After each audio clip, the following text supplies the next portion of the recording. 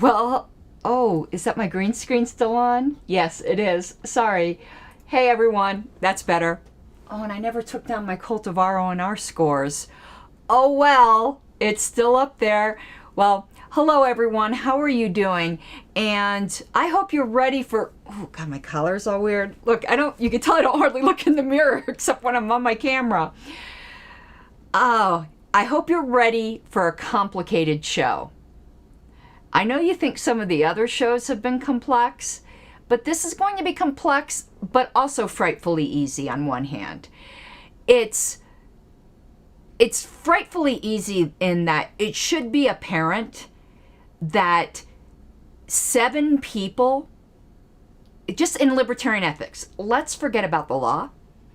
Let's forget about, and some people tuning in don't even know what happened. So let me make my statement, then I'll summarize what happened. Forget about the law. Forget about the Constitution and bylaws for a second. We're going to get to all of that. Just sit back on just basic libertarian ethics. Should people who have worked towards a certain goal and donated a ton of money, and you're talking like the LPVA's been around for nearly 50 years. I don't know what year it was affiliated. It was definitely in the 70s. That 7 people who've barely been in office, less than a year, can just say, nope, it's all done. No. Like anyone with a lick of common sense would tell you that. And you can tell if someone's just being a rank partisan, where if they defend this, because you know damn well if the roles were reversed, and because most of these people are just Mises Caucus haters, and it was the Mises Caucus who did it, they would be spitting fire. When someone's position is different depending upon who's doing the action, you know they're full of caca.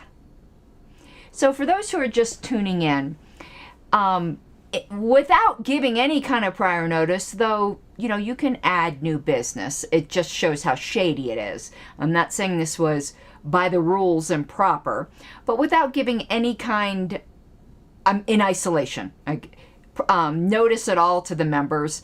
The board of directors, 7 of them, not the entire board, 6 of them dissented or abstained. I can't remember. I have the votes written down, but 6 of them did not vote yes. Let's put it that way.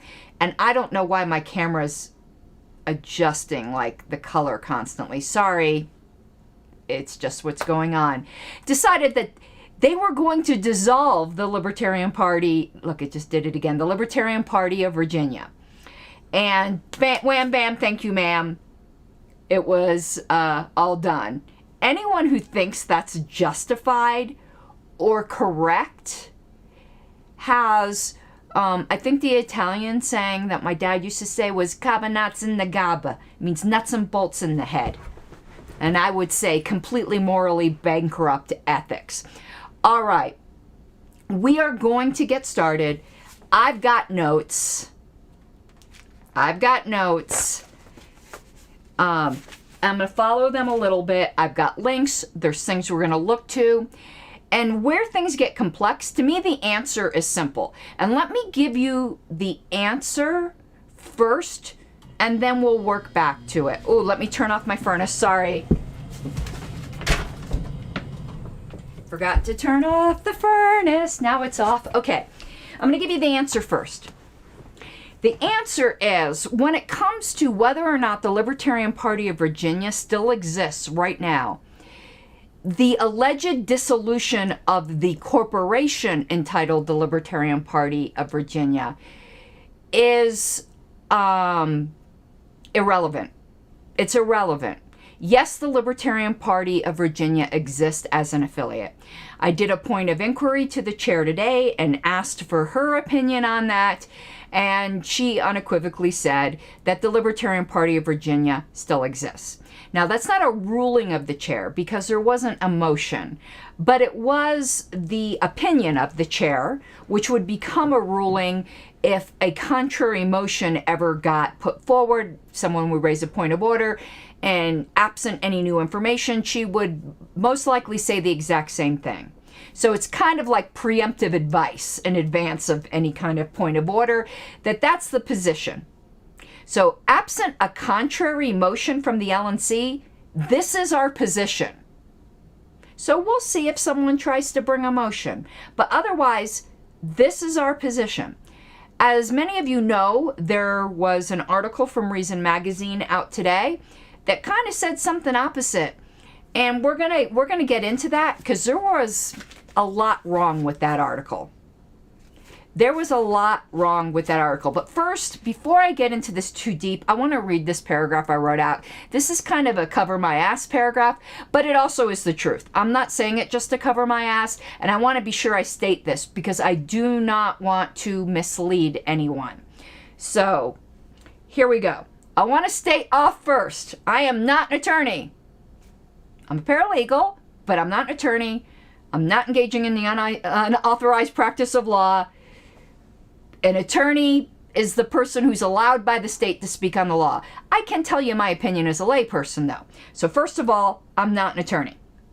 And however, I am a registered parliamentarian, but I'm not the party's parliamentarian. That is Richard Brown. Richard Brown agrees with me on both points, that the dissolution was invalid and that it doesn't really matter whether it was valid or not. The affiliate still exists, even if the dissolution was valid. Whether or not the dissolution was valid entails more of a legal question. Whether or not the affiliate still exists, I believe is a parliamentary question. And I believe a parliamentarian can answer it. And that doesn't mean every parliamentarian is going to agree, just like every attorney probably is not going to agree on the first question. So this is my opinion as a commenter, and it's not the opinion or not the opinion of the LNC. I'll actually revise that a little bit now.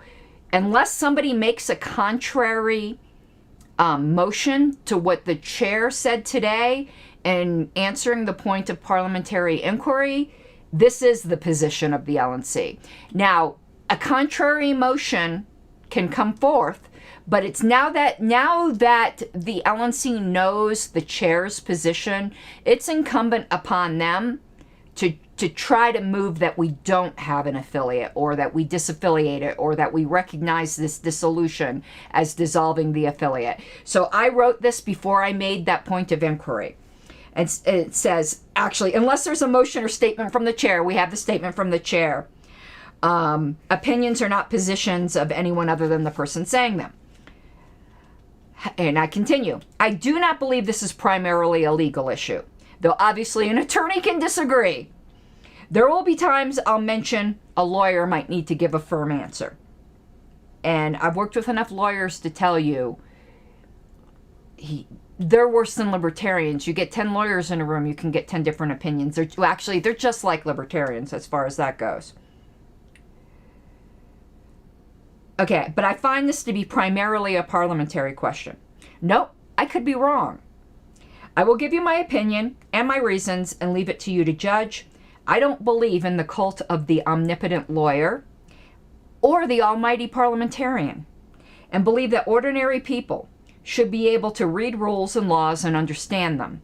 Unfortunately, the state doesn't always believe like I do, so I leave this to you. Now, I'm going to be critiquing Reason Magazine. I know some of you are going to get mad at what I'm going to say right now, but you're just going to have to get mad. I'm not implying any kind of dishonesty on their part. We all come to these issues through a certain prism and bias that's going to color how we present things that are matters of opinion.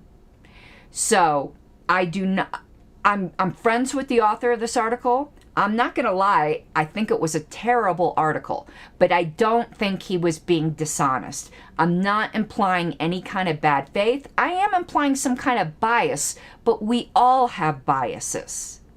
So I want to make that clear. I know some people want to rip Reason up and down, a new butthole, and say that they're purposely being deceptive.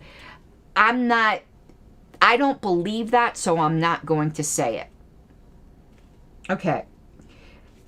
And my qualification to that is these issues can be complex to outsiders, and a lot of it is mere opinion. Opinion is opinion. Opinion isn't a lie.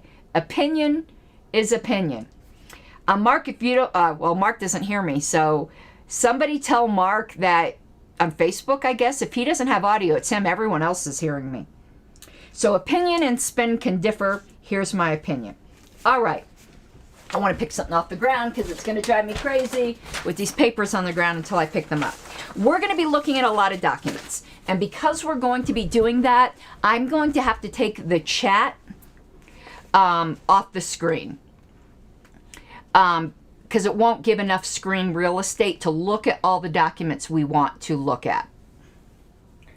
And I've been looking at the Virginia statutes quite a bit as well, and revised my opinion a little bit based on that, but not much. But I always am willing to revise, okay? God, I don't like the way my hair looks. Hold on. I gotta brush it. I haven't done anything since I got off from work, and it needed a good brushing, I see. Okay. All right. So we've got two issues here. Who is this corporation and who is the affiliate? Are they one and the same? Did dissolution of the corporation, forget about whether it's valid, did it dissolve both the affiliate and the corporation? Did it just dissolve the corporation? All of these things are relevant. But I'm going to have to tell you a startling conclusion I came to that I'm going to front load it with so you could see how I got there. If the affiliate and the corporation were intended by the incorporators to be one and the same, we don't have to worry about the dissolution of the corporation because the incorporation was invalid. I think we could go back to the incorporation being invalid. I'll tell you how I came to that conclusion. And this is a parliamentary conclusion. I don't think it's primarily a legal issue. So if the affiliate and the corporation are the same thing, the incorporation itself is invalid. If they aren't the same thing, the dissolution doesn't matter. We can argue about it, and let me qualify that again. It doesn't matter to the National Party. It certainly does matter to the members in Virginia. And the reason being, if the dissolution of the corporation was invalid, that also means that that motion that disposed of their bank account was also invalid. So that could be a criminal issue in Virginia. The National Party never steps into those things. In all of these state disputes that have happened past term and this term, there hasn't been this much money involved because I think it was said there was $30,000 in their account. However, recovery of funds or prosecution of fraud with funds is left in the hands of the members of the state party. So when I am talking about what's relevant, not relevant, I'm speaking from the point of view of the of my opinion of the National Party. I'm not speaking for concerns of Virginia members. Certainly, whether or not the dissolution of the corporation was invalid is of concern to them as it comes to that bank account. And I have to tell you, though, quite honestly, if I were Holly Ward, I would be very concerned. But that's not going to be a National Party issue. When you're dealing with funds of that amount, which is felony-like amounts of funds, you got to be super, super careful. But again, I'm not going to be dealing with any of that because it's not a concern of the National Party, and I would really encourage the members in Virginia to retain an attorney for that, file whatever appropriate complaints. And for those of you who are going, boo-hoo, you're using the state, I'm sorry. When the state has taken away the right inherent right of individuals to their own rights enforcement and having private courts and the like, the state is the only place we can go to because they took the monopolization of rights protection unto themselves. I'm sorry, if you don't understand that, I question whether you're a libertarian. Because libertarianism doesn't say when there's a state, people are left helpless. And the people saying this, men or women, because men or women can get raped. If you got raped, I bet you'd go running to the state to prosecute that person, as you should. So don't give me that lame crap. All that is like, tell me you're dumb without telling me you're dumb. Okay? Hope we got that out of the way. If there was fraud involving $30,000, the state's the only people we can turn to. Unless you're suggesting that the members of Virginia should engage in vigilante justice and haul Holly Ward out into the middle of the town square and put her in stocks or something. Like, unless you're suggesting vigilante justice, they have to go to the state. Or maybe you're just suggesting they should bend over and take it if it is, in fact, a fraud. And if you're suggesting either of those things, I question your libertarianism. All right, let's go now to talking about, in order to try to figure out what's going on here, we got to identify the affiliate. So I've got to pull up a different screen here where I have some documents linked. Give me 1 second here. God, my eyes are getting so bad. I'm so old now. Okay, first thing we're going to be pulling up. No, don't want to pull up that. Pulled up the wrong thing. Why did I link to the wrong thing like a dummy? Okay, give me a second. I'm going to have to go about this another way. I'm trying to pull up the Constitution. I have it in my drive. I just need to, and I thought I had it linked, but what I linked instead was the amendment that was passed last convention, which has nothing to do with any of these issues. Okay, Virginia. I've got a folder on you, Virginia. Let me find it. Corporate printout, dissolution, bylaws, Constitution. Okay, I'm going to share my screen in just one moment. Don't want to do that. Okay, so I need to take this widget down. Bunchy will stay up, though. And this is what Bunchy has to say about the entire situation.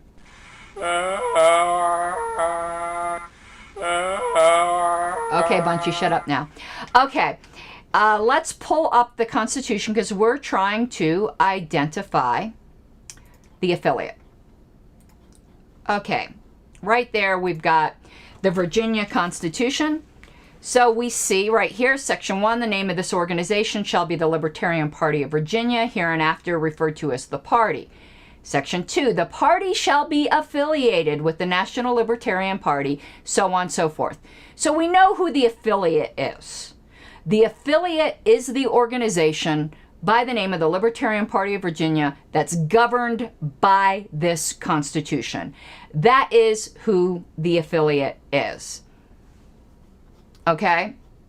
But we also have bylaws. And you know what? There's nothing secret in this folder, so I don't care if you see the folder. Who's trying to call me? It's not coming up on the screen, but someone's trying to call me. It's awful late for someone to be trying to call me. Okay, and then here's the bylaws. There's something else really interesting in this bylaws. It says the LPVA is established as a political committee. Okay, so we see now that the party and these Constitution and bylaws both refer to each other. They are documents that work in tandem with each other. So we can see that the entity governed by these bylaws and Constitution is at a minimum a political action committee that is an affiliate of the National Libertarian Party. So that much is clear. Nowhere in here does it mention, sorry, I didn't want to show you my thing there. I keep showing you my, What happened? Hold on. Give me a second. You can see my scorecard here. It's because this damn phone. Who's calling me?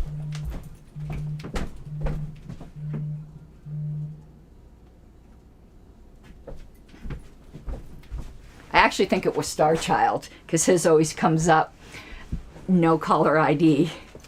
So, we got a political action committee that is an affiliate of the National Party. Let me go back to my notes here a second. In Virginia, it says, one second here.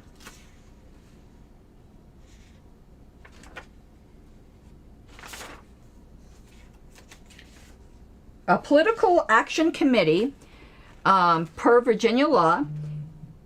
Stop calling me. God damn it. If someone doesn't answer, people, stop calling them. Ugh.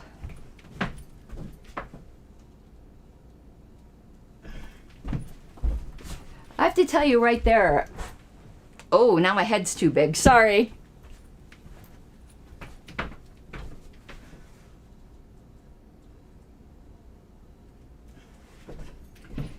I mean, if someone doesn't answer your call, like, don't call them 3 times. That's freaking rude, man.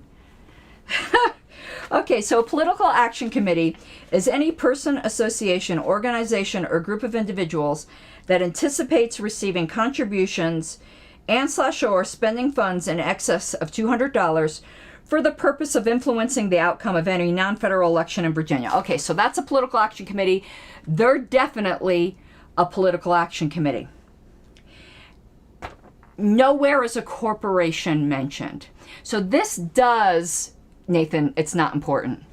And people who know to reach me for something important, they know to email me. I don't hardly ever check my phone, and I never answer it. It's rare that I'll answer the phone. And I'm nearly positive that's Star Child, because he's the only one who calls me with no caller ID. Alrighty. But this raises an interesting issue when it comes to the finances. The people who donated, so let's assume that the corporation and the political action committee are separate. That's going to be something for you guys to decide. If they are, who did people donate money to? Did they donate money to the corporation, or did they donate money to the political action committee? This is going to be really important to you guys in Virginia if you decide to pursue the whole issue of the $30,000.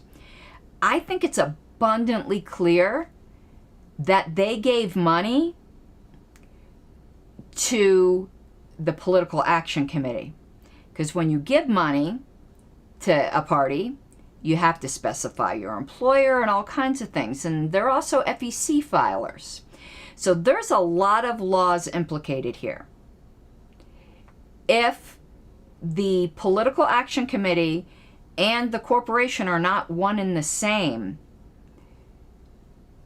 that board just directed, it's definitely the PAC, Paul.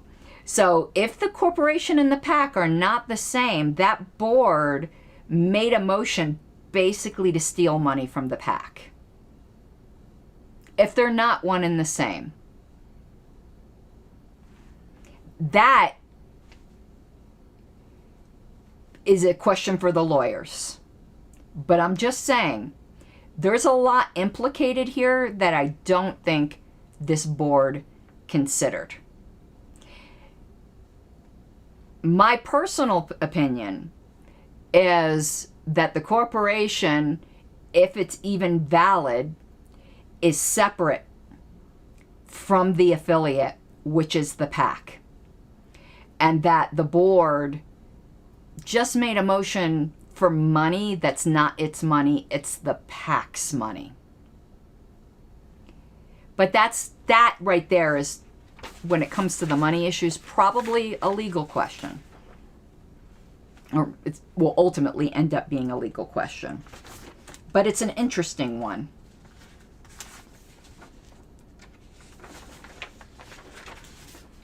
Okay. Now, the affiliate has membership. There's no doubt about it. They have a section entitled members. So they definitely have a membership. Membership is defined in the Constitution, and it's also defined in the bylaws. So they definitely have a membership. And that membership definitely has voting rights in these documents. That is not, broadly speaking, a legal argument. That's a parliamentary argument.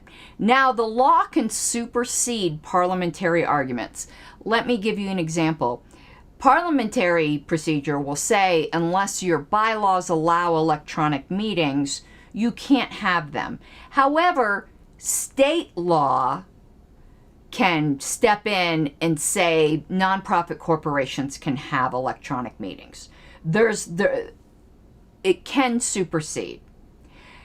So when it comes to the idea of membership, in a parliamentary sense, a lot of people will say members don't have voting rights except as explicitly stated in the governing, except as explicitly stated. But that's not the parliamentary definition of membership. I want to read you the parliamentary definition of membership, just so you have a basis here. So when this Constitution and bylaws were adopted by the members, they were not incorporated. So they were going by a parliamentary definition of membership. And I think you have to interpret the documents in the way that they were adopted. Because if you then incorporate, and this is why I think the incorporation itself might have been invalid, and I'm going to tell you why. The Constitution and the bylaws existed prior to incorporation. The board of directors could have had authority to incorporate, to limit liability or for whatever reason. But what the board of directors did not have the authority to do is to take any action which would then unilaterally take away rights granted to its membership in the Constitution and bylaws. Are you following me? So when the Constitution and bylaws were adopted, it would have been under this definition of membership. And let me give it to you. I know it was, you guys are under the 10th, and who knows what Roberts you were under back then. But this is really super basic. This hasn't changed. I'm trying to find it because this is Mike's book. I think it's one. Oh crap! I'm just so used to my book. Somebody help me here with the 11th.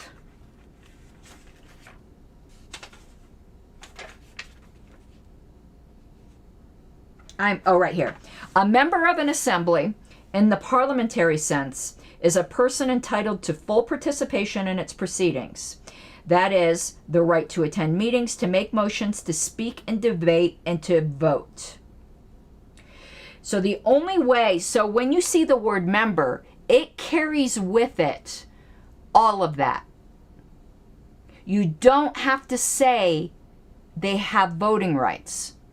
That's entailed by the word member. I made the same argument, if you remember, in Idaho, where it said that the officers were members of the Central Committee, and I said membership entails voting rights. Anyone who listened to me in Idaho will see that I'm a broken record with this. In order to be deprived of voting rights, it has to explicitly say that. It doesn't have to, Tricia, I'm not claiming it supersedes organizational docs.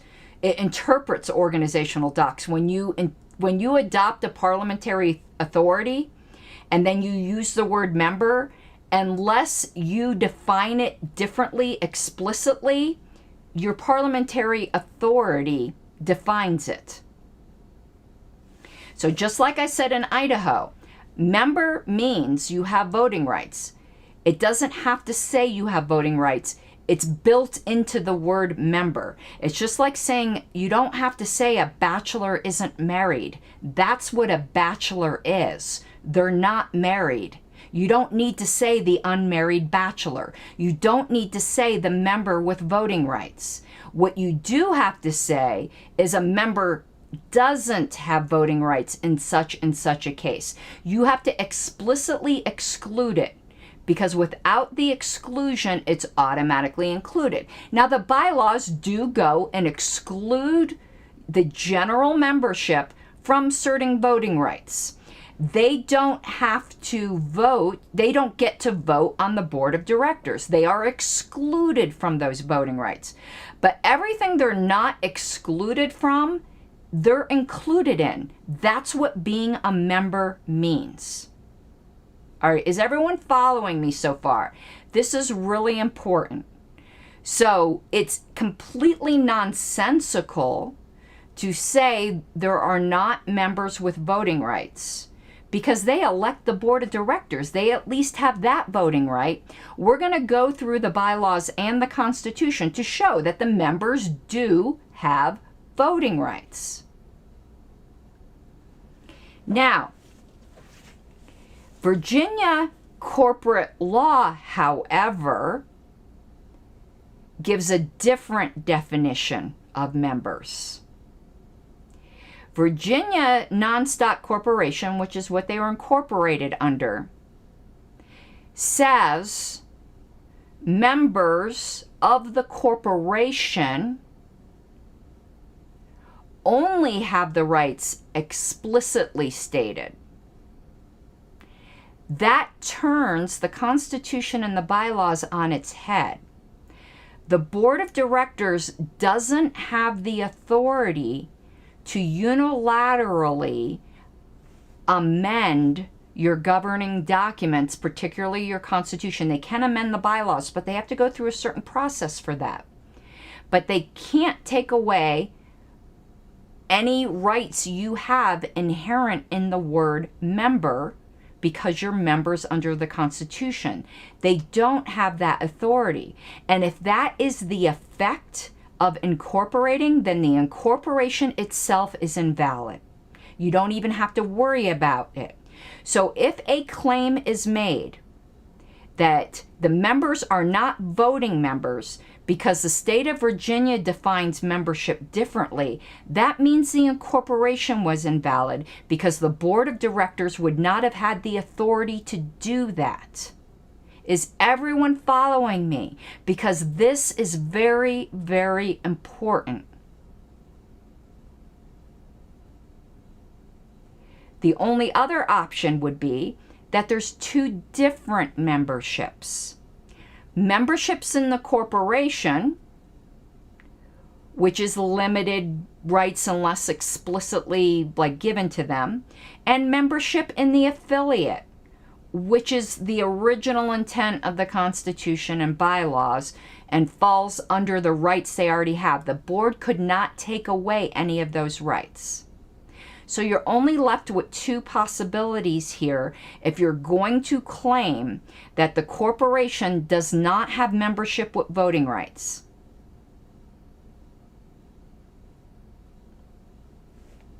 So the day before incorporation, you guys had a membership with voting rights. If the act of incorporation changed that, the incorporation itself is invalid, because the board didn't have the authority to do that. If the incorporation simply created another membership, which I don't think it does because it refers to the bylaws, then the incorporation has absolutely nothing to do with the affiliate status. So, if the vote of the board was valid, because you guys don't have a voting membership as defined by Virginia law, which I don't think is true, but I'm just saying, then only two possibilities exist. The corporation is a separate entity with a separate membership that has limited rights, and its rights have only to do with who the board of directors is and who the that's pretty much it. Only has that authority, so it kind of converges in that, or the incorporation itself was invalid. That actually is the crux of the thing. Really, it comes down to that, and that's a question nobody was really asking until today.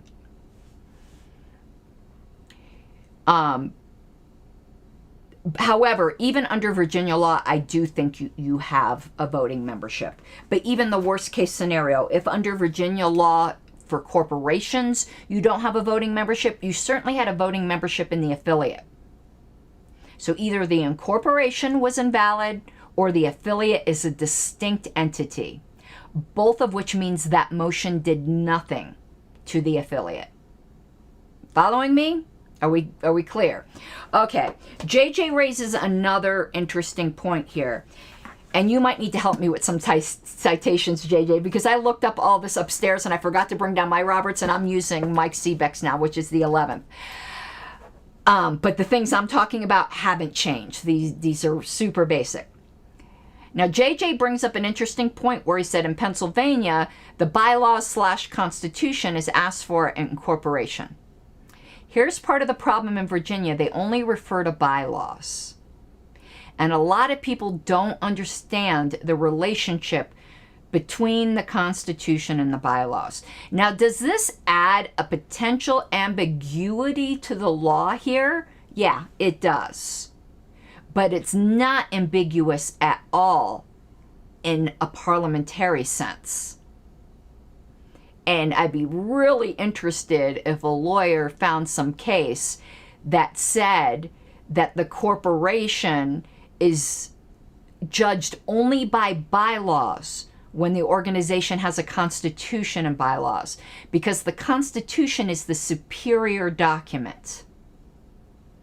However, in their articles of incorporation, they only mention bylaws.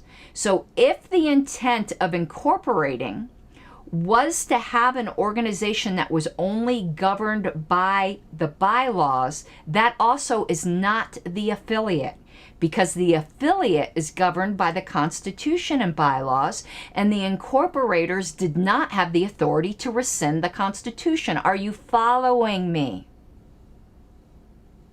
Every single line of evidence leads to either the incorporation was invalid or the affiliate is separate, and it doesn't matter. We're going to be getting to all those other points, UGIS 86, but the reason why I'm kind of shying away from them from the beginning, because I don't think it matters. I ultimately don't think the incorporation matters.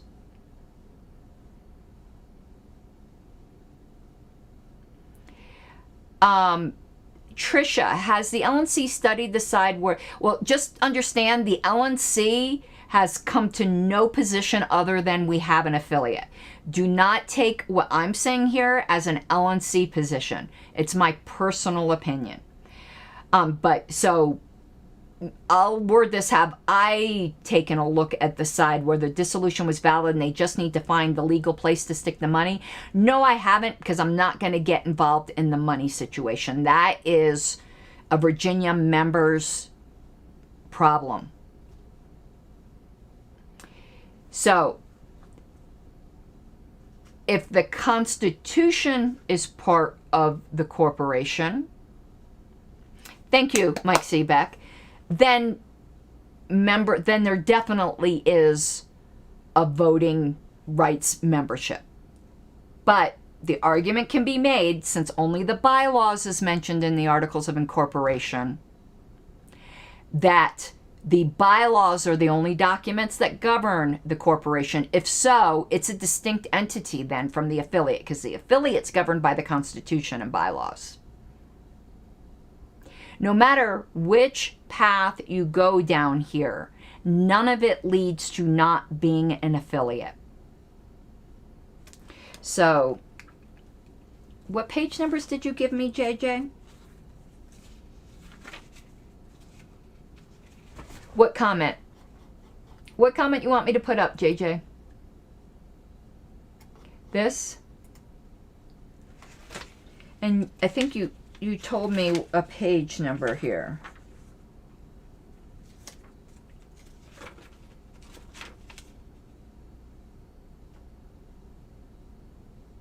Okay. Now, my opinion is that because it is modern practice to have a single document, generally called the bylaws, that's a combined document of everything that used to be in a constitution and bylaws, that is in fact what is being referred to in Virginia law. When it says the bylaws, it means the governing documents of the assembly that are on that level or above. So on the level of Robert's definition of bylaws up through the charter. So the Constitution would be included in there. To say that the organization is just governed by the bylaws, then you've just admitted that it's not the affiliate, because the affiliate is governed by the Constitution. So you can't have it both ways. And if you want to argue that the corporation is the affiliate, you have to say then the Constitution is part of it, and the Constitution definitely even uses the words voting rights for members. But I would also state there's a certain kind of voting rights that Virginia law mentions. So I noted that obviously the Constitution supersedes the bylaws in every parliamentary society, Dean. That's just standard Roberts. The Constitution is the superior document. We already know, because the Articles of Incorporation say that the members get to elect the board of directors. So we already know they have some voting rights. But I would argue that the Code of Virginia talks about a specific kind of voting rights. It's talking about voting rights in a members meeting, in a convention.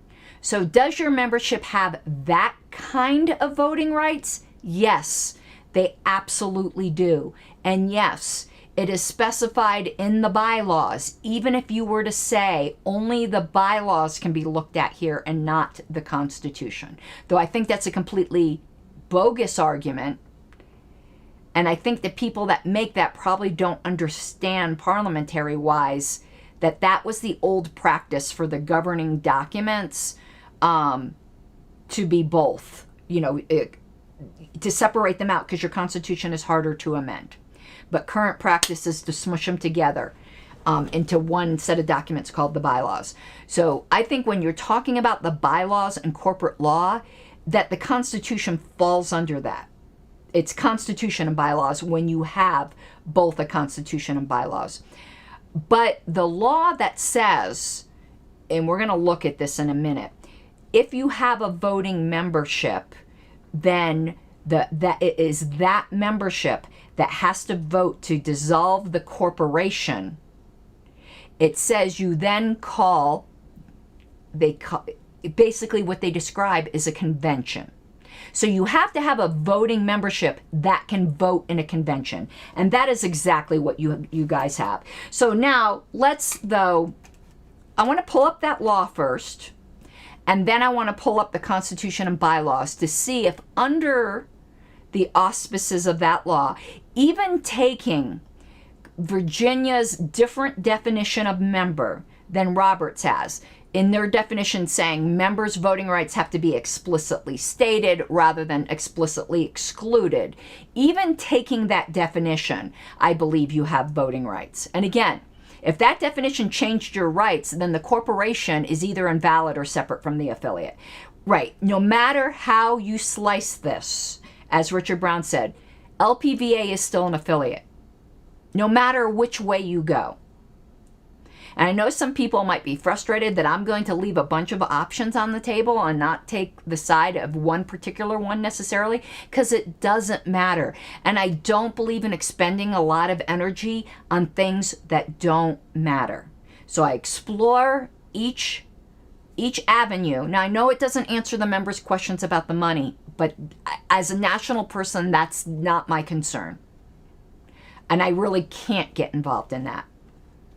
But as far as national is concerned, any of the avenues we look down, we still have an affiliate. Whether the dissolution was valid or not, it doesn't matter to us. We still have an affiliate. In order to not have an affiliate, the Constitution has to be rescinded. And that hasn't happened. Or we have to disaffiliate. Now, the board, in claiming to no longer have, what did Oogie or Ugas say? The bylaws do not define what the board is, so it is void if you, what did he say? I thought they did.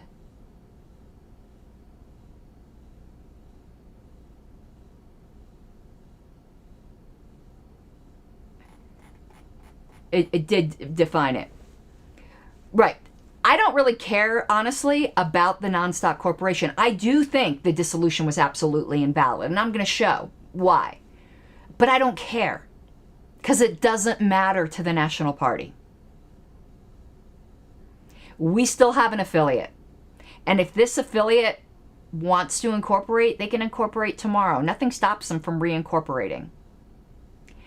But I do think the dissolution was invalid. Absolutely invalid on the face of it. And we'll go through that. But again, it doesn't matter. All right. So the first thing we're going to go over, and I thank Mike for the super chat. Remember, all super chats matter. I work hard on this stuff. Okay, let me find the statute I want to look at. Do I not have both of them in here?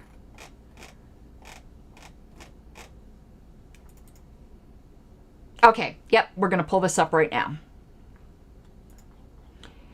And I'm going to show you why I think the dissolution was invalid.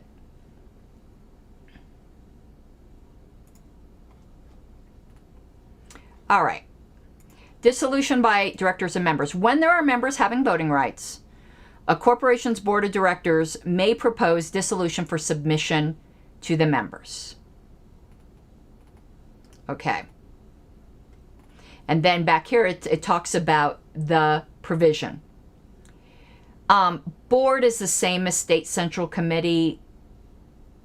The terms are a distinction without a difference. The corporation shall notify each member entitled to vote of the proposed members' meeting. So presumed in here is that they're entitled to vote at a members' meeting, which is a convention.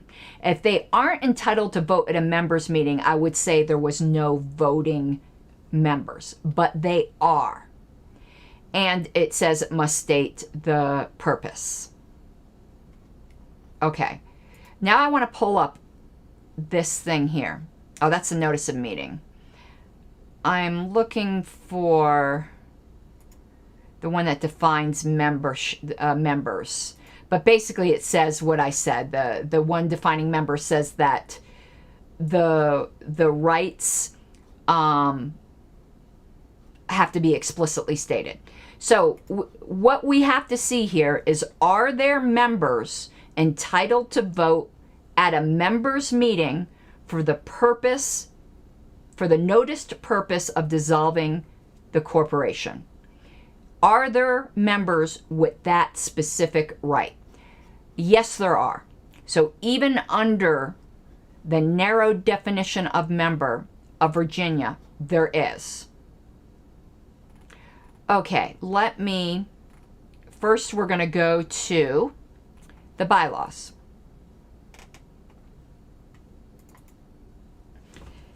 And I want to show you, we're going to look at every instance of voting, but first we're going to go to convention. Because really that's the voting right we care about here.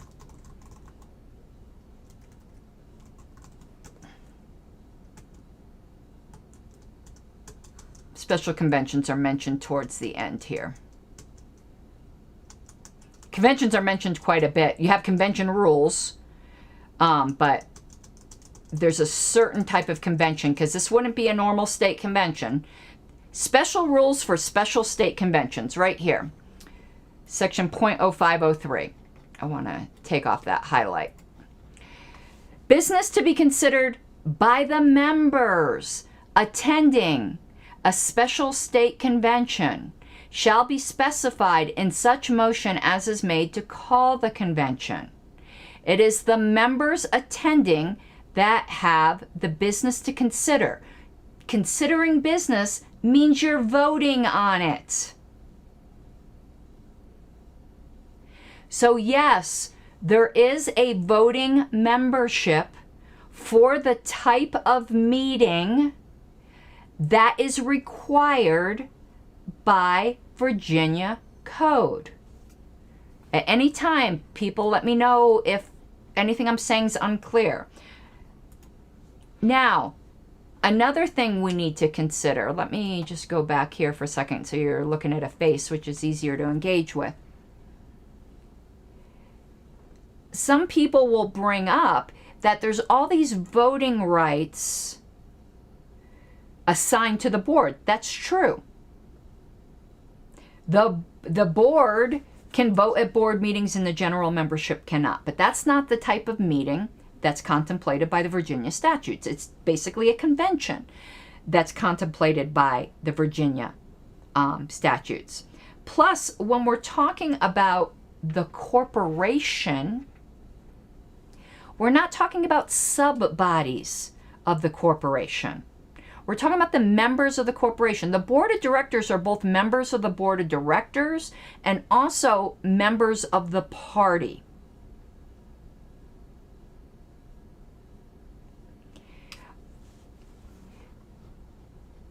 Tricia, let's go back. It doesn't have to say it in the bylaws. Let's go back to the law. One second.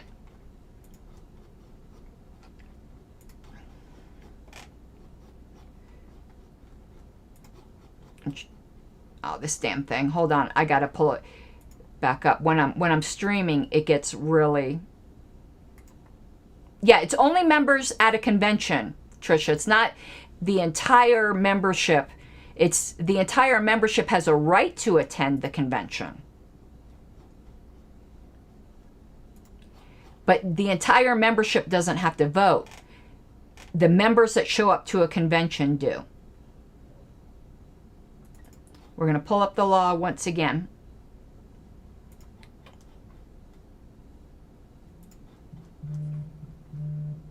And someone's trying to call me again. Hold on one second. I'm going to leave this on the screen here for a second. I'm going to see who that was.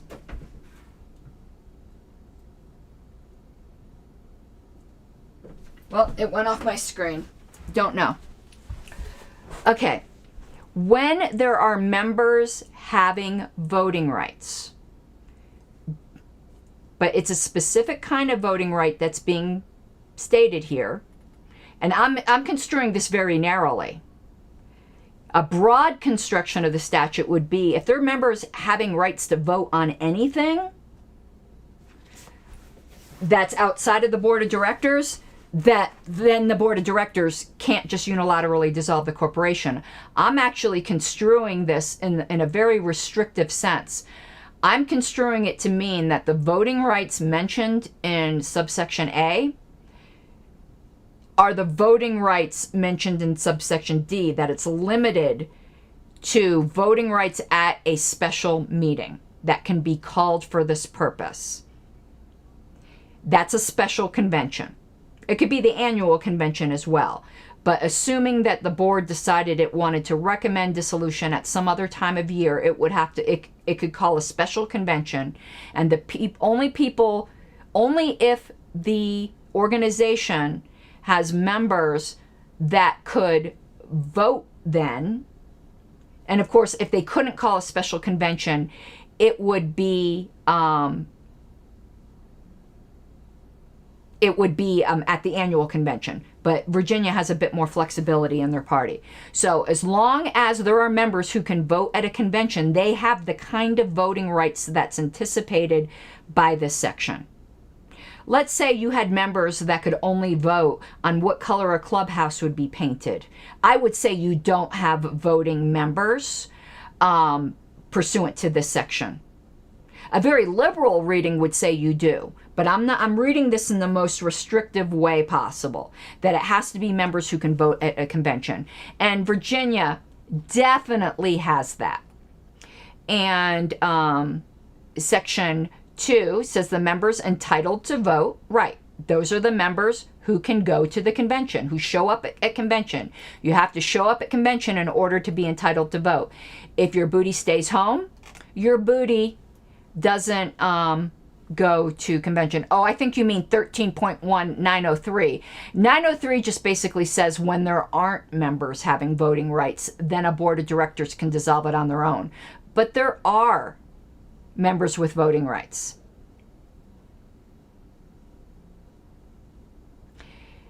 And if they're not, then the corporation definitely is separate from the affiliate. Okay. So now let's, though, go to the Constitution here a minute.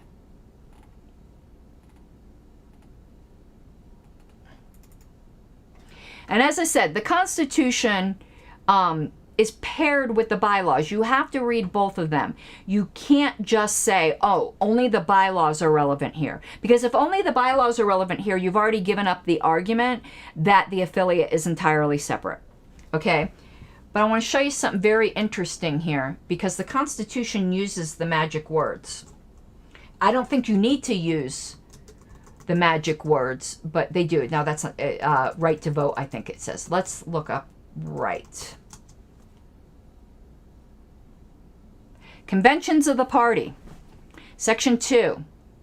Only those persons who are currently members of the Libertarian Party of Virginia and who have been members of the party for at least 30 days within the previous 12 months shall be granted the right to vote at conventions. You cannot read that and tell me they don't have a voting membership. It even uses the magic phrase. Right to vote at what? At a convention. Exactly the kind of meeting anticipated by 13.1-902. So, in my mind, there is absolutely no question here. And I do think it's primarily a parliamentary question, though. Even if we go to the definition of membership from the Virginia Code, which says members don't have voting rights unless they're explicitly granted them, this section right here explicitly grants them the right, even uses the phrase, granted the right. So they definitely have a voting membership that can vote at a general membership meeting, i.e. a convention. No, they didn't call a convention. They did it at a board meeting. And that's why it's improper. Okay. Now, something else, a few other things we want to look at here. Let's look at the Articles of Incorporation.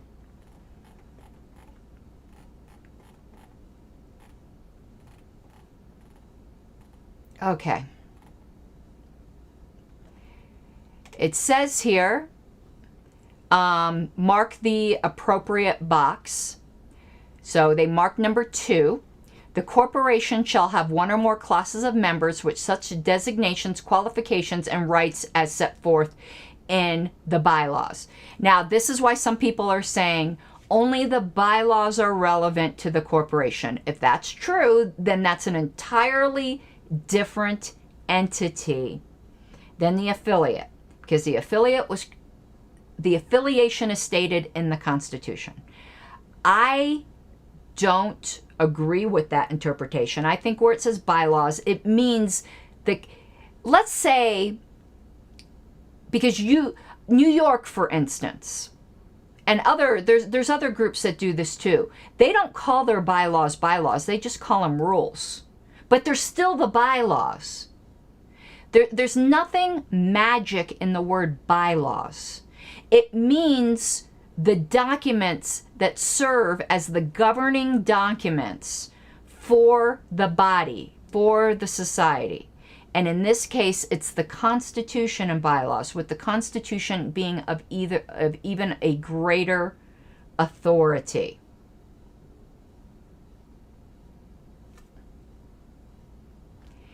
And here, I just noticed something else. It says the directors of the corporation shall be elected by the members assembled in convention as specified in the bylaws. I don't think the bylaws talk about the annual convention, do they? It says at this time such conventions are held in even-numbered years. I thought it was the Constitution that mentioned that.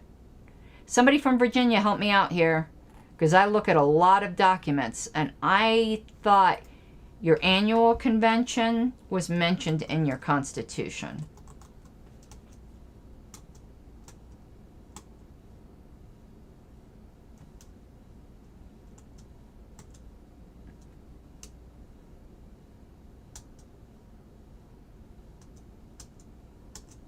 I can't find it. Somebody tell me it. Where, JJ? I'm going to look up annual.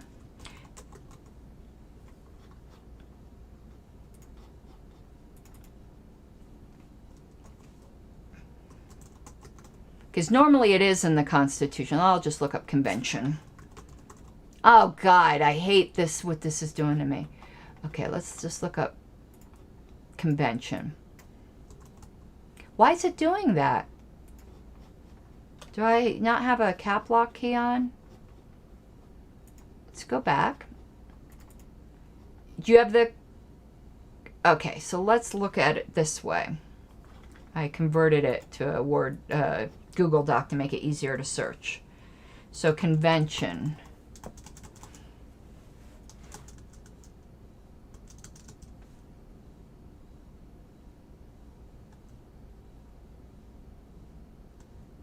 Try Article 3 or 4. Well, here's 4, organization.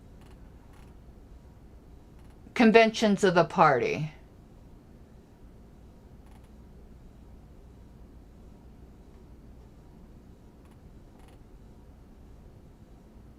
Special state conventions. Where's annual convention? Where does it say they'll be only on even years? And where does it say that the directors are elected at an annual convention? Article 5, Section 5. Oh, okay, I see here.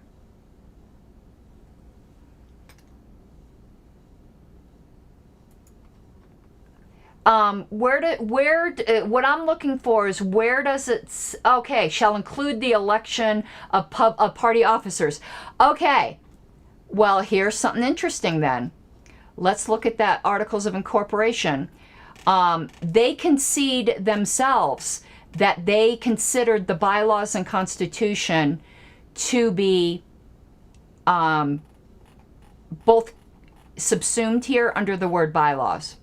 Because in the incorporating documents, it says, the directors of the corporation shall be elected by members assembled in convention as specified in the bylaws. It's not specified in the bylaws if you're going to be legalistic about the word bylaws.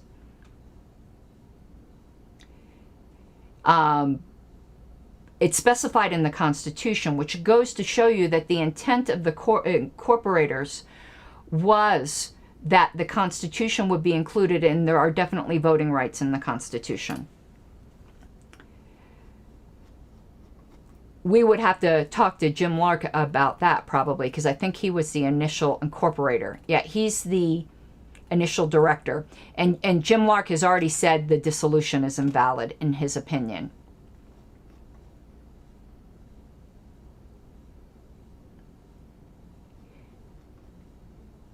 Now, Holly Ward, Ray Wolf asks, under what motion did they form the corporation to begin with? It's a very good question. We don't know that. I am going under the assumption here that there was some kind of valid motion. Jim Lark is a former national chair. He does things very much by the book. So I think it's very safe to assume there was some kind of motion on the board to form the corporation. I don't have minutes from 2015, but I think that's pretty safe to assume. Now, Holly Ward, when she filed the dissolution, and let me tell you something also as well, these news sources claiming that this dissolution went through because they see this computer-generated form on the Secretary of State's site aren't reading the corporate code, which says that the issuance of that certificate does not mean that the corporation has been officially dissolved. If you look at the timestamp on that, it's the same exact timestamp that she submitted the paperwork. No human being ever reviewed this. It's getting reviewed now, I guarantee it you, though, because a bunch of people complained and said it was invalid. That automatic thing on the website does not mean that the corporation, and the fact that news organizations, including Reason Magazine, didn't know this, I think is pretty bad. I'm going to pull up something else here that I want to show you guys in a second here.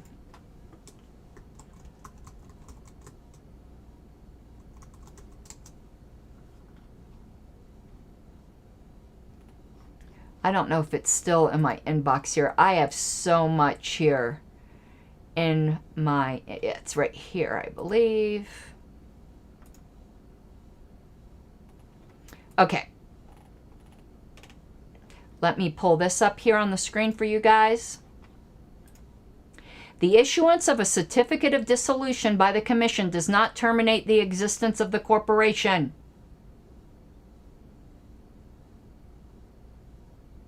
Okay? So, let's just get that straight. Go back here. Now, Holly, when she filed the paperwork, she indicated that they did have voting members. Holly Ward, who is the former chair, filed the dissolution.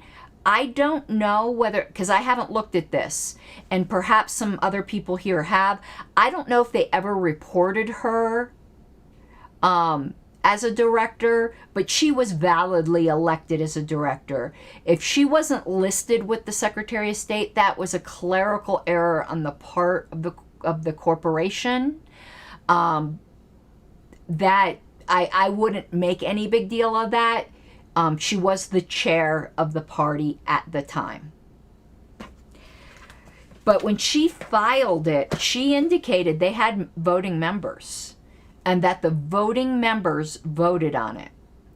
But her position is that the only voting members of the corporation are the board of directors. If that's correct, again, the affiliate is not the same, because it's quite obvious that the affiliate has other voting members. So once again, no matter which way you turn, we still have an affiliate. I think it's pretty shameful, though, for these other news organizations to pick things up without trying to get statements from the involved people. Like, we still have an affiliate.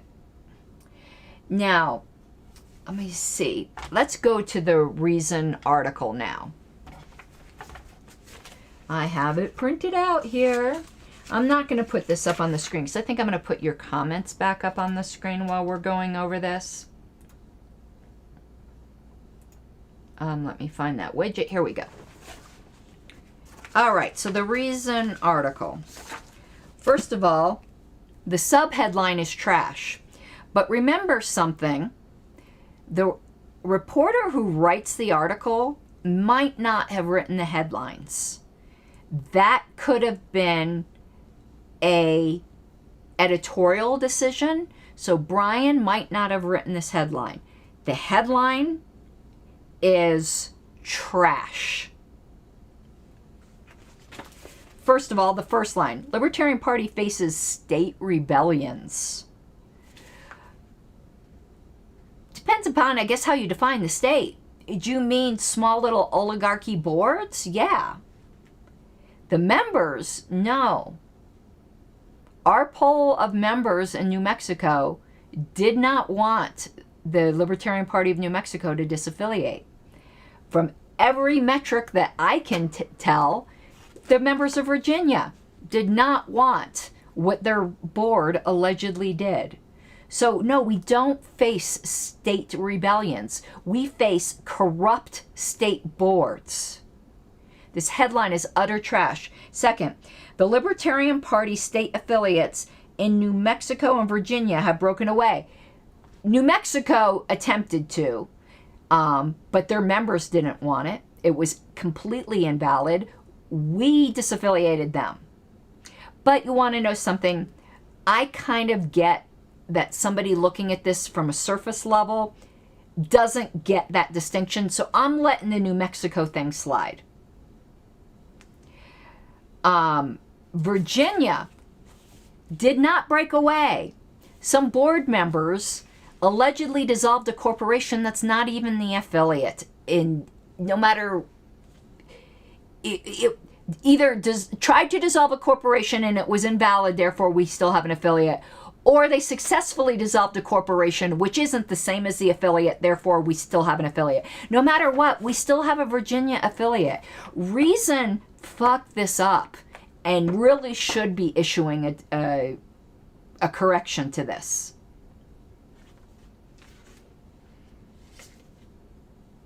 And it says, and the Virginia branch may have dissolved entirely. No, it hasn't. But if you're going to... This statement is incoherent. Let's forget about New Mexico here for a second. It says the Libertarian Party state affiliate in Virginia has broken away and the Virginia branch may have dissolved entirely.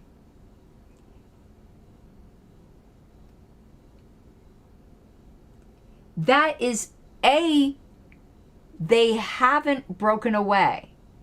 So he is conceding that these may be two separate things, but is saying that the affiliate broke away. No, it didn't. Okay. But let's go through this article.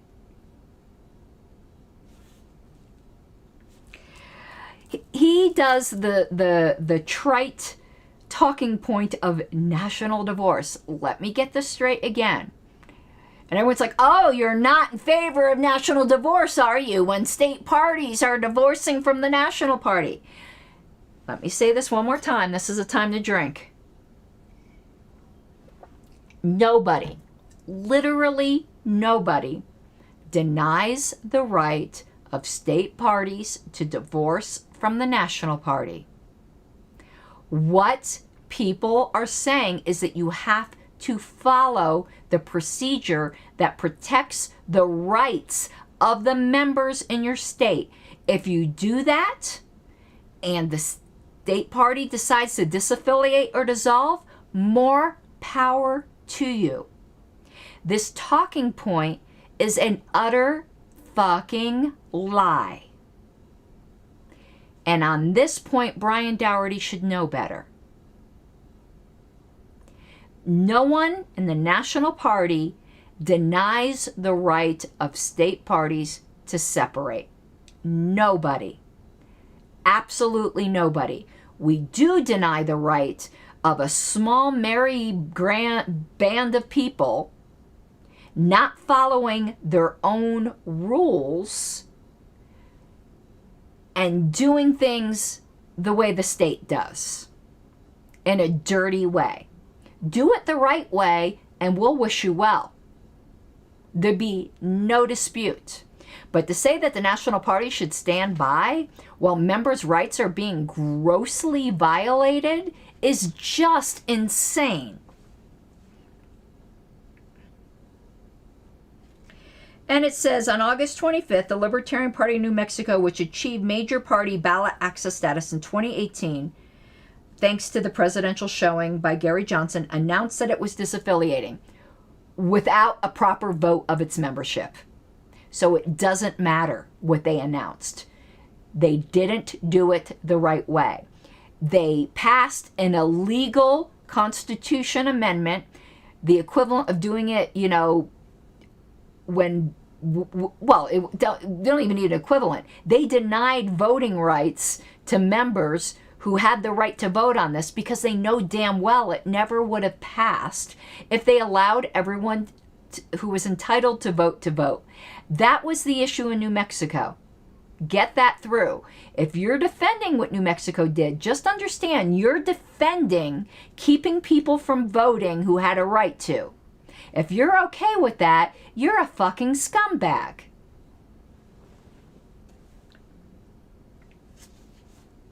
Okay.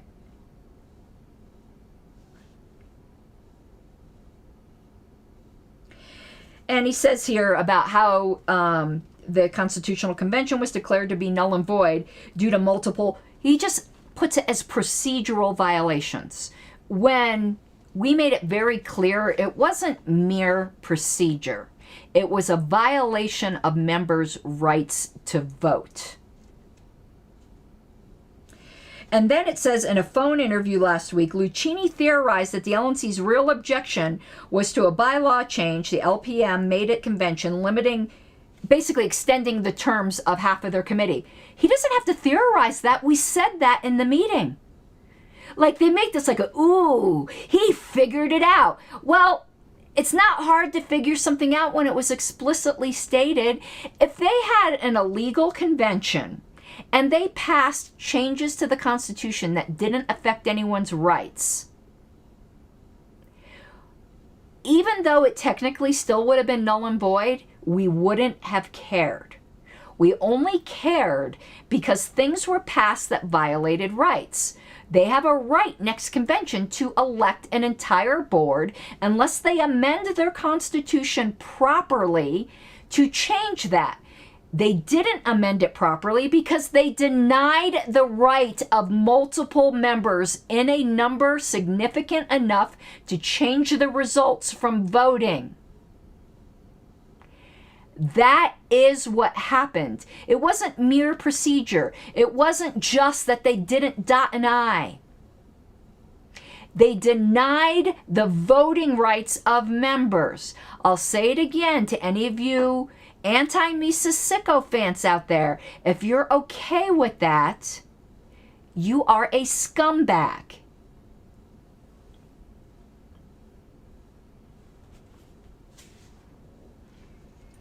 So he doesn't have to guess that was a reason. That definitely was a reason. There were 2 bylaws changes that affected members' rights that we cared about, and that was one of them.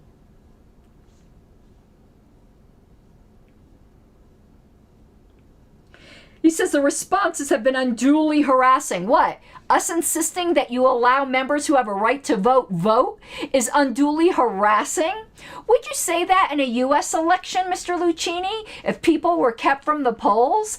That the civil rights groups advocating for that people shouldn't be kept from the polls, that's unduly harassing? You're a gross person. He says, violate a procedural rule, God forbid, commit heresy against Robert's Rules of Order. That isn't the issue. You violated the rights of your members to vote. You are a liar. You are a liar, Mr. Luchini, trying to lead people to believe that this was just that you didn't say certain magic words. You denied the right of people in New Mexico to vote. And I told Mr. Dougherty this. The fact this wasn't said in this article is inexcusable. Maybe he didn't understand the import of what I said. That's completely likely.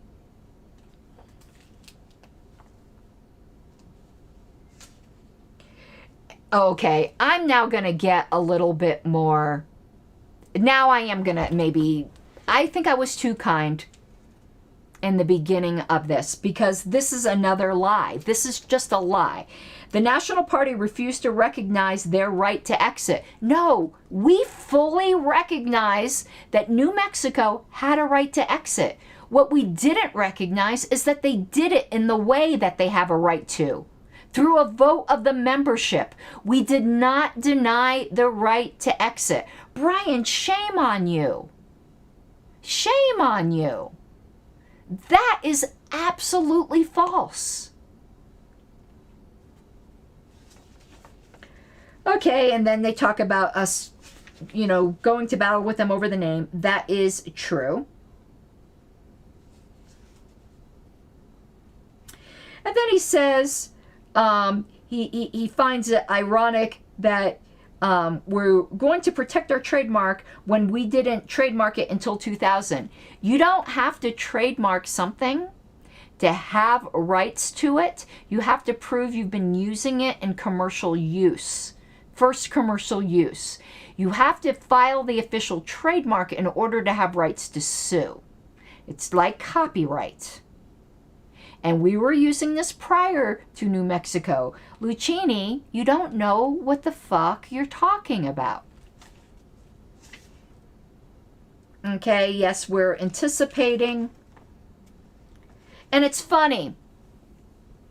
He mentions the special rule of order that got passed Sunday night, but doesn't mention why. This is definitely a bias thing here. Why did that special rule of order get passed, and who moved it? I moved it. I passed it, and I said why. So that no group, including any caucus, which would mean the Mises caucus, could start an affiliate that only had their members having voting for the bylaws and the first slate of officers. I did that to give everyone an even playing field, and he didn't even mention it. Trademark isn't about intellectual property, Trisha. It's about consumer fraud. It's because trademark, you don't own the word. That's not what trademark is. You could even ask Stefan Kinsella, who wrote the anti-IP book. Trademark can be about IP, but it's not necessarily, and it's not in this case.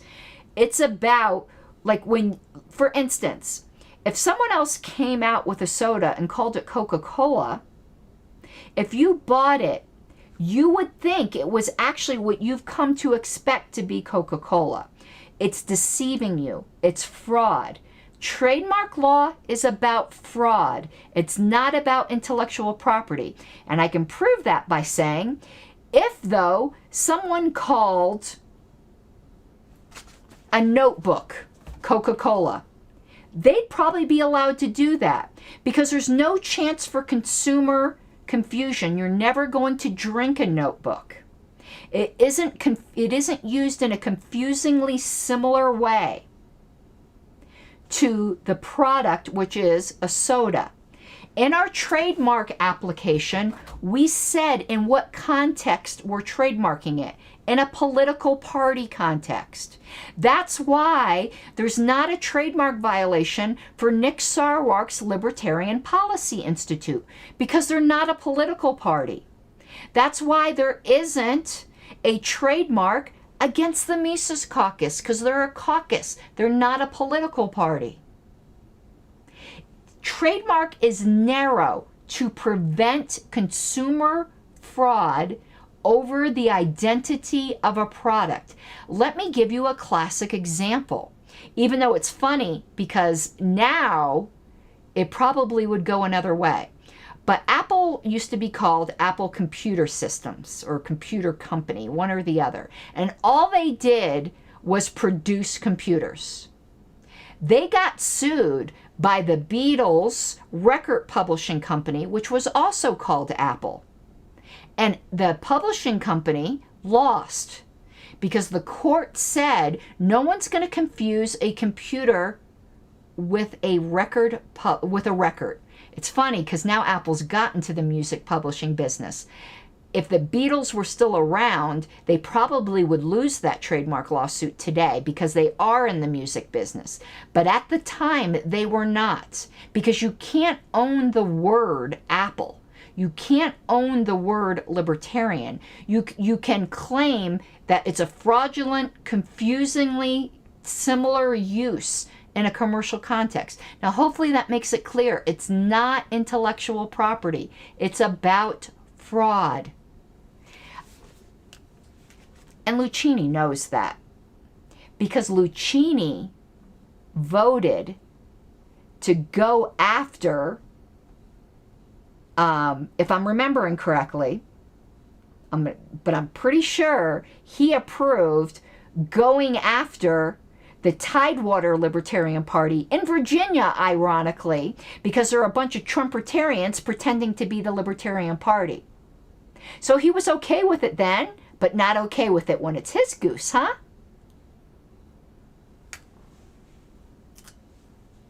Hypocrisy.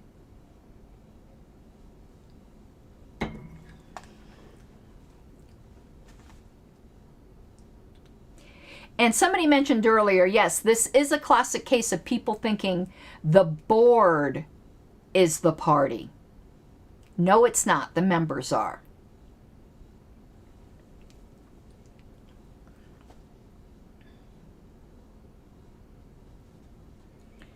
All right.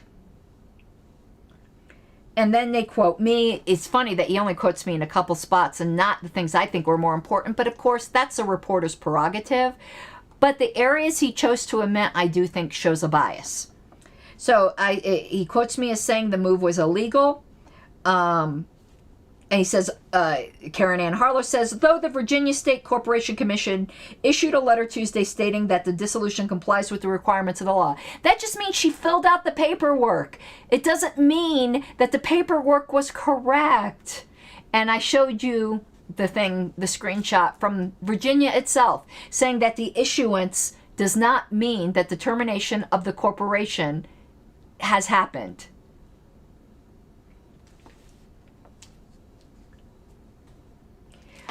Representatives don't get to do anything they possibly want. Unless you think and I've said this before, unless you ethically think, forget about, we're going to ethics here. Do you think that the LNC could meet next week and just vote to dissolve the National Party without ever asking the members? No. That would be absolutely and utterly unethical. Now, I don't know what DC law says about it. I don't care. It would be absolutely and utterly unethical. Representatives mean they represent. and they have a limited scope of authority. They don't have the authority to rescind the Constitution. That's what dissolving the affiliate is. It's rescinding the Constitution. The Constitution says, and a rescission is just an extreme form of amendment, that only the members can address amendments to the Constitution, not the board. The board, in theory, could rescind the bylaws, but they have to do it with notice and some other requirements. But they can't rescind the Constitution. The board only has the powers that the people who voted them in gave them. They don't have the power to say that members have, as a class, different rights, because it's in the Constitution. Okay. And, Holly Ward says the SEC itself is the only relevant members who needed to approve. I believe that's contradicted by state law. But if that's true, if that's the only voting membership that's relevant, then the corporation has absolutely nothing to do with the affiliate.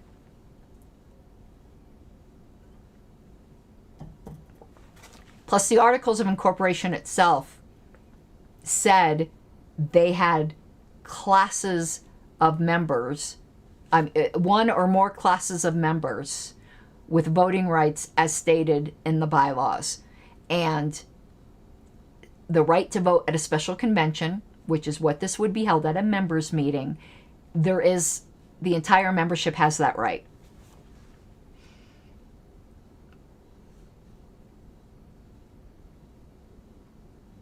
He does mention down here, which shows he does couch his he does hedge his bets a little bit here. He says technically in Virginia another legal step known as termination must have occurred after the Virginia party's assets have been properly distributed. So he does say that. I'll give him that.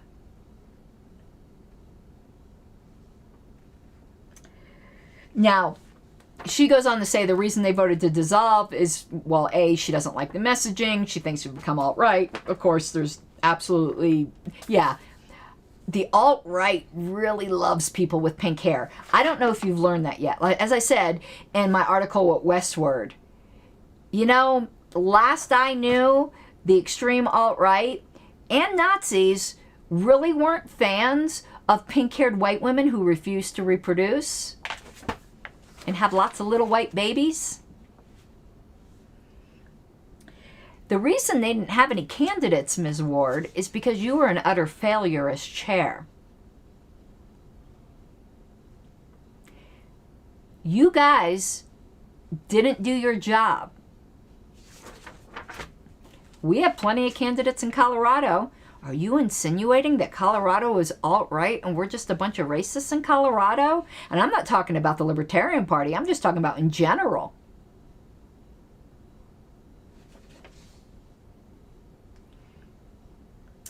Okay. Let me see. We dealt with Luchini. Those are the ones I wanted to deal with. Where just Luchini's just a gross person. And then he talks about the Libertarian Party of Massachusetts. I'm not really going to get into that.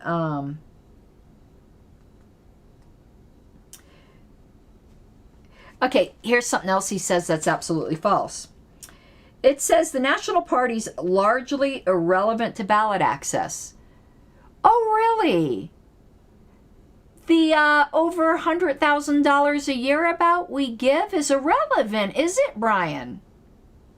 Yes, it does ultimately rest with the state party, whom we assist.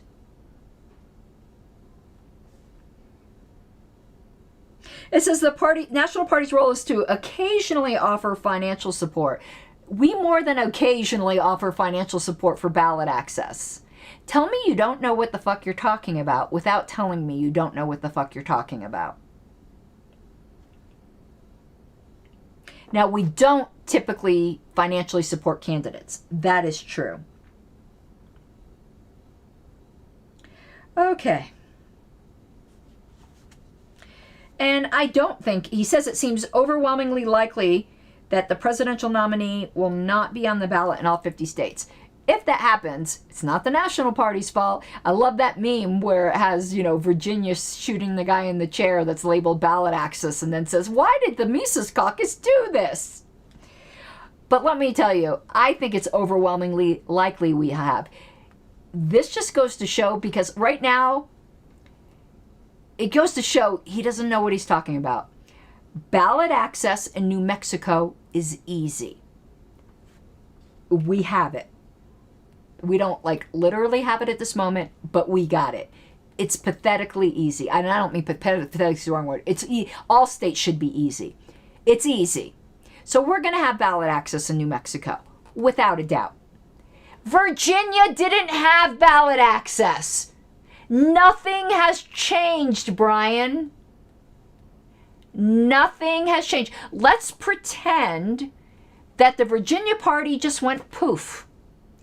They didn't have ballot access. However, we would have gotten on the ballot on September 10th is the same way we're going to get on the ballot on September 12th.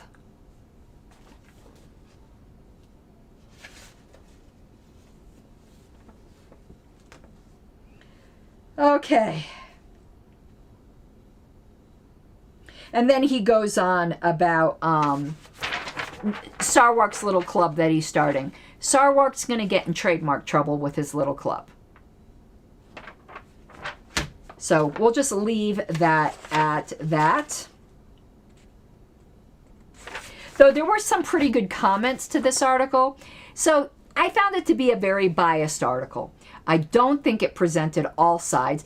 And I'm not saying it's biased because it quoted people I don't agree with. A balanced article is going to quote people I don't agree with. But he quoted their core points and skipped our core points. Never even brought up that members in New Mexico were denied the right to vote. And correct me if I'm wrong, because I did do some skimming here. He never even brought up that members in Virginia are opposed to what happened.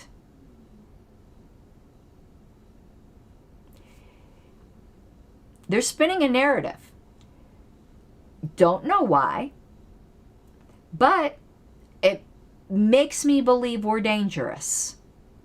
Because you don't get this many attacks when you're not dangerous. He sort of brought it up. He says, yeah, I skimmed that part. Pushback from affiliates isn't members. I don't think he did. If you have the article, can you find the sentence where you think he did? Because I don't think he did. I don't think he mentioned that members opposed, but maybe he did. I didn't concentrate on that as much as I did New Mexico. Now, I don't agree with the wisdom that says, oh, if you're getting flack, that means you're over the target. No, you could be getting flack and be wrong. So I think it's a cute saying, but I don't think it's necessarily true. But what I do think is true, if you're getting this many attacks, people think you're dangerous. It doesn't mean you're dangerous and you're right. You can be dangerous and wrong. But it does mean you're dangerous. Now, obviously, I think we're right. And I think the messaging of the National Party is right now. But just because we're getting backlash or getting this kind of regime attention doesn't mean we're right. But it does mean we're dangerous. And let me tell you something the Libertarian Party hasn't been for fucking decades. It's dangerous. Make the Libertarian Party dangerous again.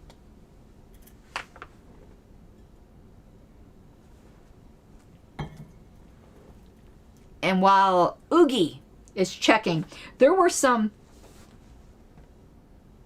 Okay, gotcha. You're right. He did mention that. Thank you. Let me put this on the screen. But you want to know why I still don't think that's good enough? Because it mentions a sub-affiliate decrying the move, but the way he conflates boards with members I read that as him saying the board of the LP of North Virginia decried the move. I'd like to have heard him say that the rank and file membership, this wasn't their jam. But he did mention more than I thought originally. So thank you for bringing that up. Okay, let's go through some of the sweet comments that are in here. All right. I don't like these threaded comments. They're hard to read.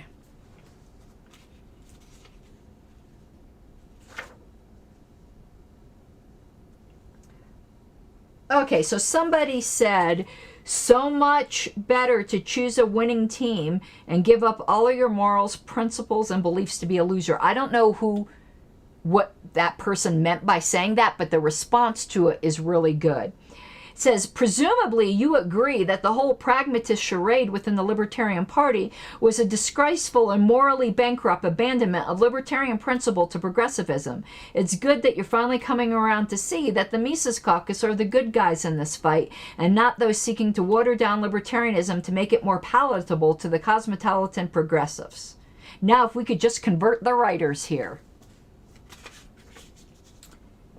Okay.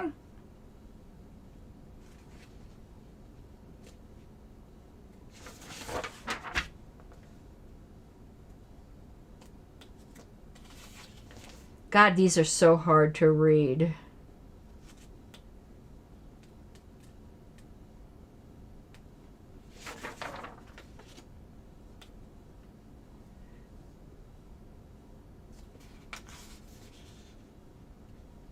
Yeah, this threaded comments, I'm just having... So the impression I am getting here is that the Mises Caucus took control of the National Party fair and square under the rules, and their opponents in some state parties are throwing temper tantrums. Yes! Yes! The whole article could have been summed up in that one sentence. Yes!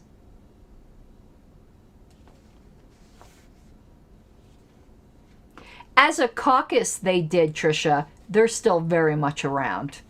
Mark Montoni did a good article on that. Just because you're, like for instance, the Radical Caucus doesn't have hardly any radicals in it anymore. But there are still radicals. Just because you're not in a caucus doesn't mean you're not around.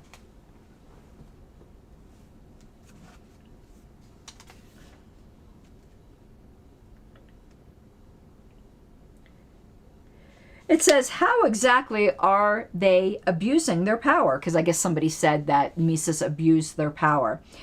For all of Doherty's pants soiling, the worst I can say about them is that they're playing by the same rules as their opponents. It wasn't the National Party that conducted a purge of everyone who didn't agree with them, or dissolved the party without a vote from their membership, or ignored the existing rules. Yep.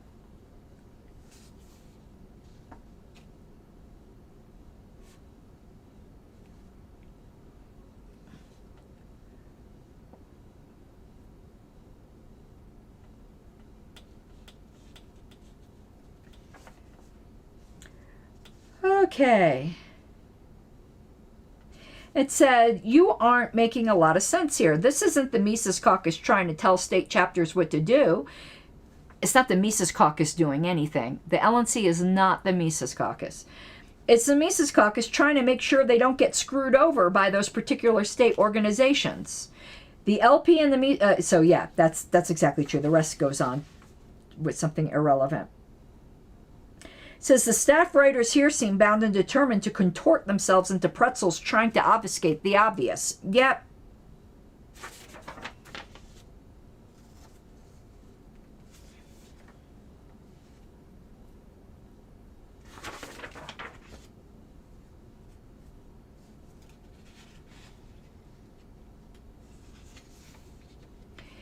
He said, it's talking about Doherty, this says, it's hilarious for him to parrot the talking points of the detractors without at least acknowledging that all these procedural shenanigans are deliberate attempts to subvert popular votes. Absolutely. Thank you for the super chat, Samuel. he says, ultimately this will help the LP. Well, I could tell you one thing. It's helped the Virginia party. Holly Ward did something in her leaving that she was never able to do as chair, and that's unite the party. Funny that.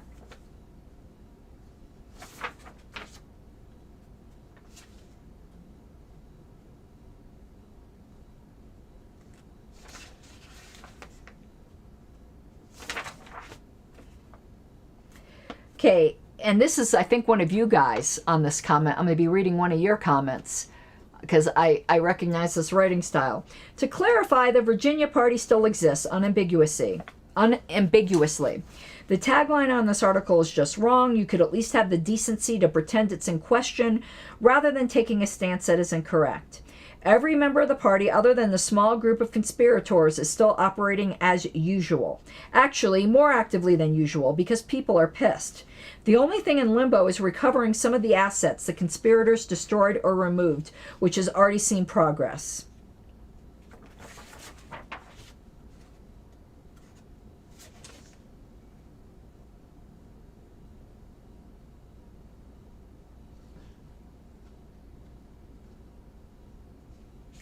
He said, it's quite disgusting that Virginia would rather throw its membership under the bus and try to disenfranchise them as part of a temper tantrum than plan a real strategy.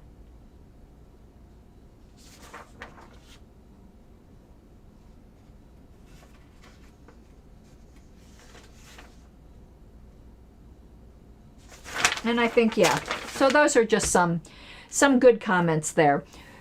So, to get back to Virginia,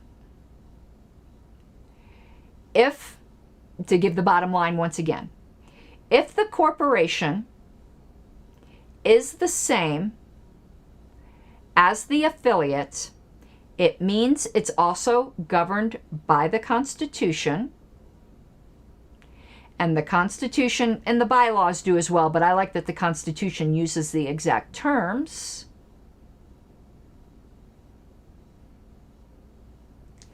No, there was not a members vote, Ray. She's claiming the only relevant members are the board of directors.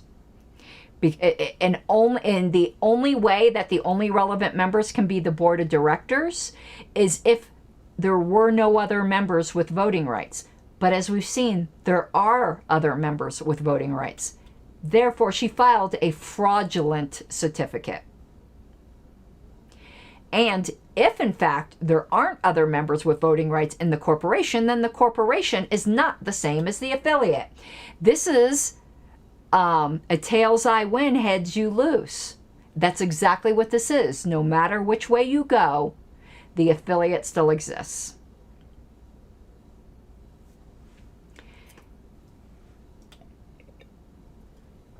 And now 2 hours in, and thank you for the multiple super chats. I think I'm done, but I'm waiting to see if there's any further questions because I know this took a lot of tailspins, a lot of rabbit trails, whatever. It took a lot of twists and turns. But the most egregious error in that article, I actually don't think was on Virginia, which is a developing situation. It was on New Mexico. The fact that Brian didn't mention that people were denied voting rights is inexcusable. Absolutely inexcusable. That was the issue in New Mexico. And to let Luchini get away with saying, oh, it was just a minor procedural heresy against Robert's rules. You're a liar, Chris Luchini. You're an absolute liar.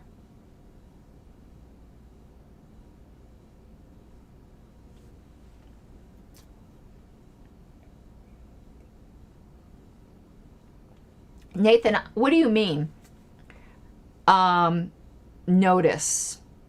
Is there something I missed? Because I didn't mention notice at all here. I mentioned tangentially, but not as a major issue.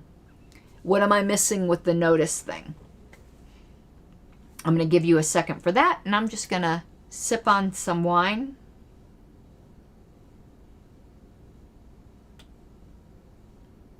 Well, notice would have been required for a members meeting, for sure. But I didn't see where there was a notice requirement if, oh, I think I see what you're saying. If I see what you're saying. Oh my God, I didn't catch that. Tell me if this is what you're saying. Yes. You're saying that even if the board were the only members that were entitled to vote, those members, i.e. the entire board, needed to be issued notice that this vote was coming rather than having it sprung on them. Is that what you're saying? Because if so, I didn't even pick up on that. I'm sure there's lots of angles that I did not even pick up on here.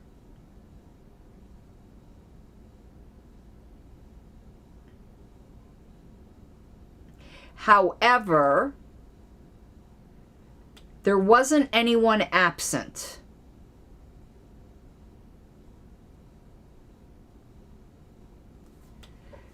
So I don't know if I would make a big deal about that. Right, JJ brought it up. Notice is to protect absentee rights. If there were no absences at that vote, nobody's rights were violated.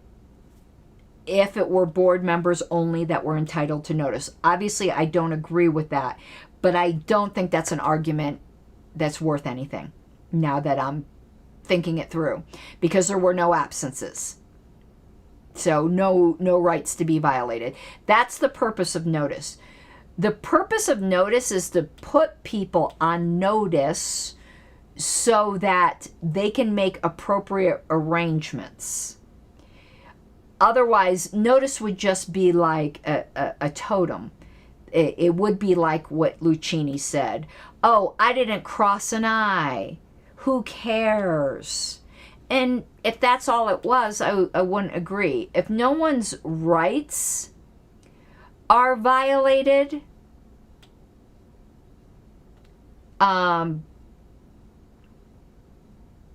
then notice isn't really an issue.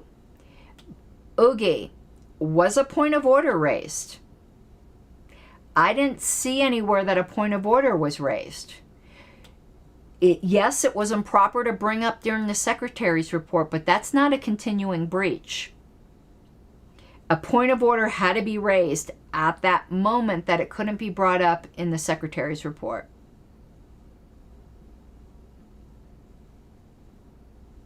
I agree with you, Waywolf. The Articles of Incorporation distinguish between members and directors. I agree with you. Okay. And was the ruling of the chair appealed?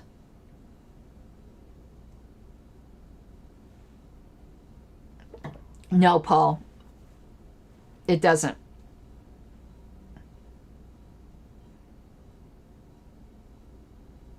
Okay, I didn't go through the minutes very carefully.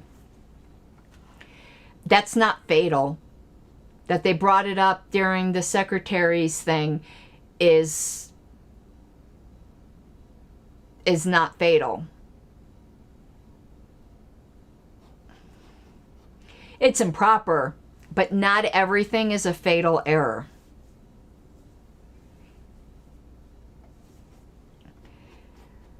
Okay, I think that is it. And at this point, the LNC has said we still have an affiliate, absent a contrary motion from some LNC member. You guys are going to need to take care of your business with the bank account money.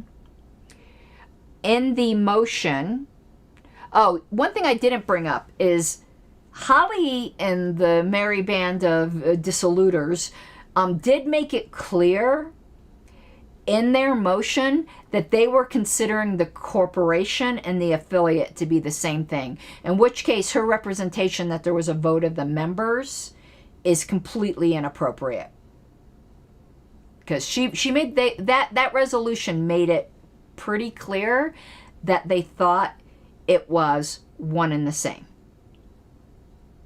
But whatever, there's an affiliate. You guys I just think need to do your business as quickly as possible.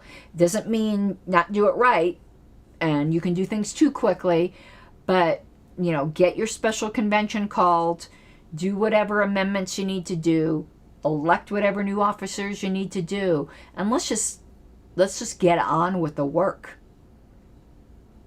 And if you got to handle stuff with the $30,000, yeah, go ahead and do it. And I'd be worried if I were Holly, but that's y'all's business. But as far as we're concerned, we still have an affiliate, and look forward to putting this behind us. But it's official as of today, unless an LNC member brings a contrary motion pursuant to that point of information. We have an affiliate.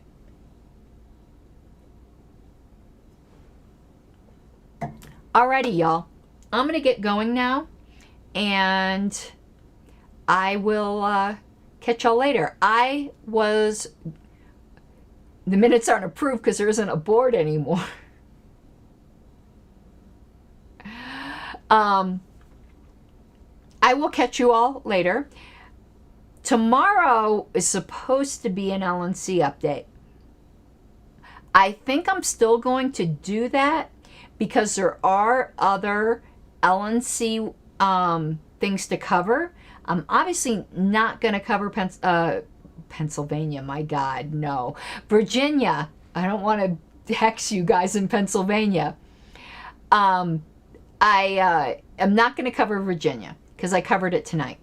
If anything changes between now and then, I'll cover it. Otherwise, it's going to be LNC business other than Virginia. So we'll go over all of that. It will talk about New Mexico briefly, because there was the disaffiliation vote. So that's what we'll do tomorrow. I was going to do LP history tonight, but I knew this Virginia stuff just needed to be talked about. All right, y'all. And again, I want to end with, this is my personal opinion. A lot of the stuff I said, I can't say whether it's the opinion of the LNC or not. We haven't made any motions. I'm not a lawyer. Legal analysis, could be completely different. I gave you my parliamentary view, even if legally the dissolution was correct. I think it's ultimately absolutely irrelevant. And apparently Angela agrees with me, at least on that point. She either thinks the dissolution was not valid or it's irrelevant. In any case, we have an affiliate. All right, y'all, I hope you have an awesome night, and I will catch you later. Bye-bye.